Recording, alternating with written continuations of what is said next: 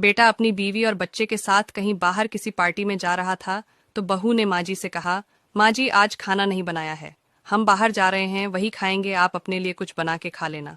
बूढ़ी माँ ने कहा, लेकिन बेटा मुझे तो गैस चलाना नहीं आता है। बहू ने कहा, तो फिर ऐसा कीजिए कि पास वाले मंदिर में भंडारा लगता है, आप वहीं पर जाकर खा लीजिएगा, तो आपको गैस चलाने की जरूरत ही नहीं पड़ेगी। पास में ही खड़ा बेटा और पोता ये सब सुन रहे थे, लेकिन कोई कुछ नहीं बोला। बूढ़ी माँ को भूखा ही छोड़कर बेटा और बहू पार्टी में निकल गए। माँ को थोड़ा दुख तो हुआ, लेकिन फिर अपने आप को ये सोचकर मना लिया, ठीक ही तो है, कभी कभी घर के काम से आराम बहू को भी मिलना चाहिए, और भगवान का भंडारा खाने का सौभाग्य किस्मत वालों को ही तो मिलता है। माँ खुशी खुशी मंदिर में जाकर भंडारा खा आई। एक दिन बेटे की छुट्टी थी, बेटा बहू और उनका बच्चा अपने घर में साथ में समय बिता रहे थे। माँ बाप छोटे बच्चे से पूछ रहे थे कि बेटा बड़ा होकर क्या बनना चाहते हो और क्या करना चाहते हो। छोटे बच्चे ने बड़े ही सरल भाव से माँ बाप को उत्तर देते हुए कहा, मैं बड़ा होकर वकील बनना चाहता हूँ।